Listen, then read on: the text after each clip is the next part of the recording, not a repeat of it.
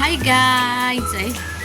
अनि म चाहिँ नि यो भिडियो चाहिँ किन बनाएको भने हैन, मलाई मेरो कुराहरू के राख्नु मन लाग्यो क्या। के कुराहरू राख्नु मन लाग्यो भन्दाखेरि चाहिँ यो मेरो युट्युब च्यानल चाहिँ मैले खोलेको चाहिँ यस्तै 3 वर्ष अर्थात् 2 वर्ष क्रस भयो जस्तो लाग्छ हैन। 2 वर्ष मैले हेरेको छुइनँ, 2 वर्ष अर्थात् 3 वर्ष क्रस भयो हैन। अनि यो युट्युब च्यानललाई चाहिँ मलाई कन्टिन्यू दिनु मन लाग्छ गाइज हैन। तर कस्तो कि के हो मै बुझ्नै सक्दिनँ क्या। के भन्छ, अलिकति मान्छेहरूको छेउमा चाहिँ अलिकति खुल्नलाई अलिक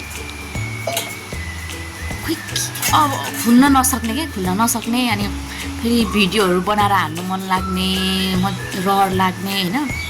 अनि आफ्नो भएको यथार्थता हुन्छ नि, आफ्ना भएका कुराहरू देखाउन मन लाग्ने, तर फेरि अचानक फेरि खुल्न नै अलिकति मलाई गाह्रो हुने क्या।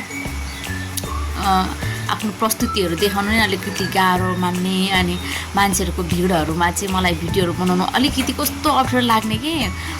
अनि त्यो कम्फर्टेबल नै नलाग्ने क्या। अब मान्छेले ला भन्ने खालको टाइपको त्यो मान्छेले हेरिरहेको छ भनेर यस्तो लाज लाग्ने हैन। अनि फेरि भिडियो बनाउनु यस्तो रहर लाग्छ हैन। भ्लग बनाउनु भयो, अनि त्यसपछि टिकटकहरू बनाउनु, अनि फेसबुक रिलहरू बनाउनु मन लाग्छ। तर फेसबुकमा मेरो आइडी छैन हैन। मेरो पहिले थियो, अहिले छैन हैन। अब त्यसरी रिलहरू, भिडियोहरू, टिकटक भिडियोहरू, युट्युब भिडियोहरू बनाउनु मन लाग्छ क्या साथीहरू। अनि अलिकति म खुल्नु सक्दिनँ हैन। खुल्नु नसकेको कारणले गर्दाखेरि चाहिँ मेरो युट्युब च्यानल चाहिँ धेरै पछाडिएको छ क्या, पछाडि भएको छ क्या। अनि एउटा त्यो कारण पनि हो। अनि एक चाहिँ अब के कारण भन्दाखेरि अलिकति अब म अब काम भनेको युएमा गर्छु हैन। युएमा काम गरेको कारणले गर्दाखेरि चाहिँ अब हाम्रो चाहिँ 14-15 घन्टा ड्युटी हुन्छ। आउट गरेर 15-16 घन्टा नै हुन्छ नि त। अनि एकदम थकान गलेको कारणले गर्दाखेरि चाहिँ भिडियो एडिटिङ गर्दाखेरि अलिक समस्या आउने क्या।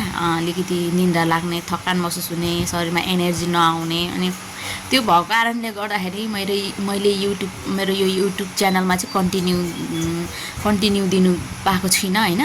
अनि अहिले चाहिँ म नेपाल आएको छु, मेरो गाउँमा हैन। अनि मेरो गाउँको भिडियोहरू लाउँछु भनेर मैले अब प्लानिङ गरिरहेको छु हैन। अब म कन्टिन्यू दिन्छु। अनि अब मान्छेहरूको सामु, अरूको सामु चाहिँ अब खुल्ने कोसिस गर्छु गाइज हैन। अब तपाईँहरूलाई कस्तो लाग्छ हैन, प्लिज मेरो भिडियोलाई, मेरो ब्लगलाई, मेरो च्यानललाई माया गरिदिनु होला।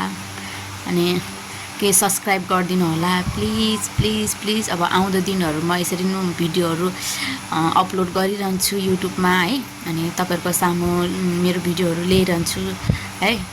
अनि त्यही हो है। अनि अब आउँदो दिनहरूमा अब मेरो यो स्टार्टिङ फेजमा त अब मैले मेरो ब्लगहरू, मेरो गाउँमा भएको, म ड्युटीमा मैले जाने नजाने गरेको भिडियोहरू, मैले एडिटिङ जाने नजाने गरेर मैले लगाएको भिडियोहरू हुन्छ हैन। अब पछि चाहिँ मैले यो युट्युब च्यानललाई चाहिँ म एकदम कन्टिन्यू दिन्छु। अनि टिकटकलाई कन्टिन्यू दिन्छु। अनि पछि म फेसबुक पनि खोल्छु हैन। अनि फेसबुक, इन्स्टाग्रामहरू पनि खोल्छु पछि, अहिले हैन। अब अलिक पछि मेरो प्लानिङहरू छ हैन। अनि भोलिको दिनमा कुनै सानोतिनो व्यवसाय गर्छु है। अनि त्यो व्यवसायको लागि भनेर चाहिँ मैले यो स्टार्ट गरेको हो नि त यो युट्युब च्यानल। अनि त्यसपछि टिकटकहरू पनि म त्यसको लागि नै कन्टिन्यू दिइरहन्छु। किन भोलिको दिनको लागि मैले चाहिँ म पछि गएर म सानोतिनो व्यवसाय गर्छु। अनि त्यो व्यवसायको लागि पनि यसो प्रमोट पनि हुन्छ, आफ्नो व्यवसायको लागि राम्रो पनि हुन्छ भनेर चाहिँ युट्युब च्यानल खोलेको हैन। अब तपाईँहरूलाई अब मैले अब जानी नजानी लागेको भिडियोहरू हैन, एडिट गर्नु जानी नजानी यताउति गरेर लगाएको भिडियोहरू छ हैन।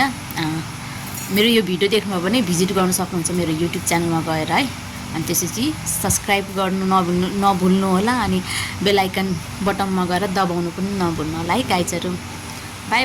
अब अर्को भिडियोमा है त।